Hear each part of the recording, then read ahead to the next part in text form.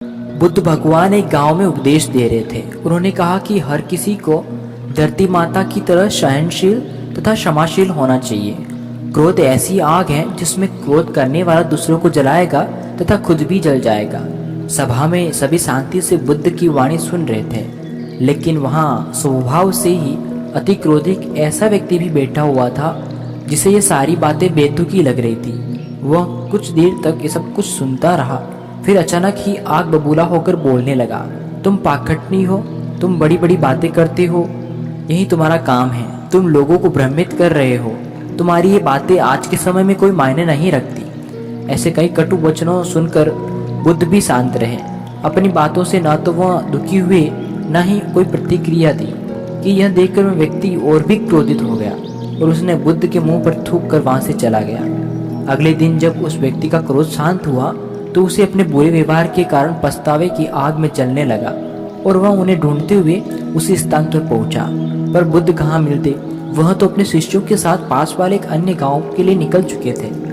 व्यक्ति ने बुद्ध के बारे में लोगों से पूछा और ढूंढते ढूंढते जहाँ बुद्ध प्रवचन दे रहे थे वहां पहुंच गया।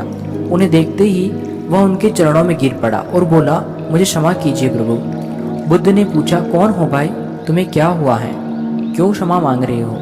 उसने कहा, क्या आप भूल गए मैं वही हूँ जिसने कल आपके साथ बुरा व्यवहार किया था। मैं शर्मिंदा हूँ, मैं मेरे दुष्ट आचरण की क्षमा याचना करने आया हूँ। भगवान बुद्ध ने प्रेम पूर्वक कहा, बीता हुआ कल तो मैं वहीं छोड़कर आया गया और तुम अभी भी वहीं अटके हो। तुम्हें अपनी गलती का आभास हो गया है, तुमने पश्चाताप कर लिया है, तुम अब निर्मल हो चुके हो। अब तुम आज में प्रवेश करो। बुरी बातें तथा बुरी घटनाएं याद करते रहने से वर्तमान और भविष्य दोनों ही बिगड़ जाते हैं। बीते हुए कल के कारण आज को मत बिगाड़ो।